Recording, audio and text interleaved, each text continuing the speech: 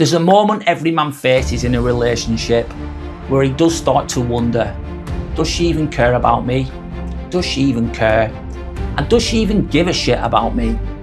Today I'm going to share my personal experience that made me realise that the love I was giving out was not being reciprocated at all. So let's get into it. This story is quite a long time ago. I was about 29 years old. I'm 42 now. This was in a past relationship. The relationship was an unhealthy relationship and I ignored the red flags. I really did. I ignored the red flags because I was desperate to keep the relationship together. That was probably because of insecurity and other issues which I've worked on since then. However, at the time, I wasn't as developed as a man, as a person. So I was ignoring these red flags. And I was giving a lot of love and respect out. I was doing my best in relationships. So I was always supportive, showing love, helping them the best I could in every way. This was my own fault. A lot of this was my own fault. I was paying for all the rent, the utility bills. I was paying the lion's share of all the bills, even though we both worked full time. I wasn't rich at all. She was in charge of paying for the food, but she didn't even pay for all of the food. I was paying for it as well. But again, that's on me, mate. I accepted all this shit. It's on me. And I ignored these red flags. There were a lot of red flags, a lot of selfishness from her, and the love and respect was not being reciprocated. And I ignored these red flags for a long time. And it took me a good year or so to notice what was going on. So let's start with, how did I start to begin to notice this? I noticed that she'd buy a bottle after every single day, she'd buy a bottle of wine and she'd drink the whole bottle. Obviously, this is not healthy, but whatever. If you want to drink wine, whatever, it's your choice. But what I noticed is she'd never, ever offer me a glass of wine. She wouldn't even share the wine. I thought, that's a bit weird. That's strange. It took that for me to notice, believe it or not. I thought, that's a bit strange. That's a bit odd. Something's not right here. So anyways, that's what I first noticed. Then it went on to, this is when the epiphanies truly hit home. It truly hit home. And it took this for me to realise, as sad as this is, I used to do Muay Thai kickboxing. And basically I was working on the pads and working elbows on the pads, and the move required me to jump up and do a downward elbow onto the pad. But as I landed onto my ankle, so I went over on my ankle, which was really bloody painful. My ankle just swelled up massively. It was like, imagine a shackle, and it felt like a shackle and a chain, like them old school chains that people had, a big ball. It was massive. And one of the trainers, he basically very kindly took me home. And when I got home, I came home to my partner at the time. I was in a lot of pain. I was limping, obviously. And she was drunk again. And I told her, I'm in pain. I need help. I genuinely needed help.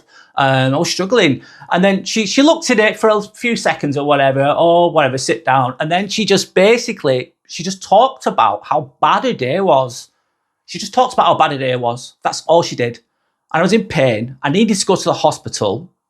And that was it, really. And then she fell asleep or whatever. And I thought, that's not nice, is it? And so I ended up speaking to my dad at like 2 a.m. because I was in pain, obviously. And he took me to the hospital.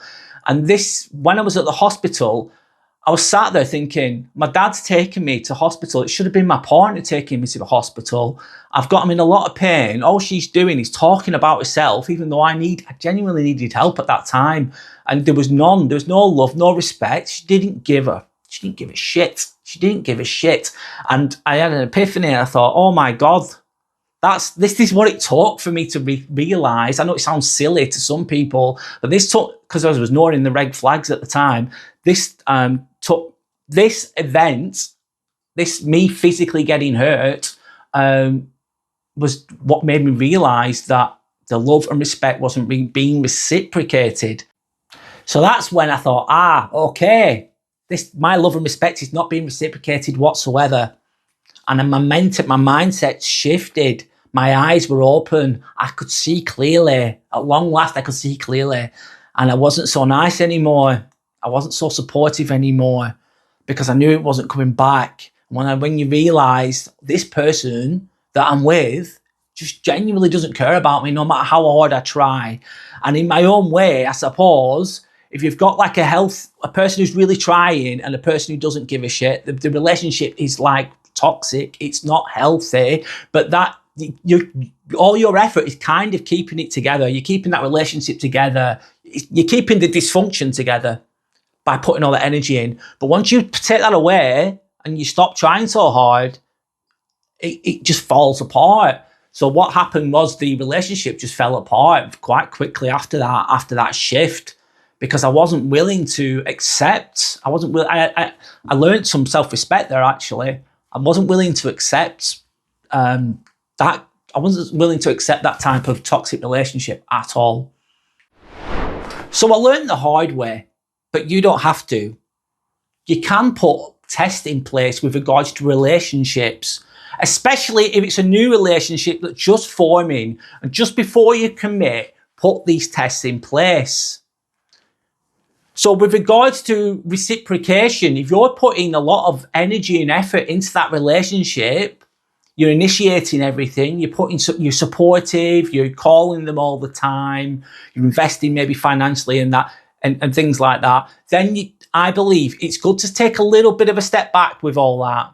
Calm it down. Don't do as much of it all the time, and see what they do. Let them call you. Let them initiate plans.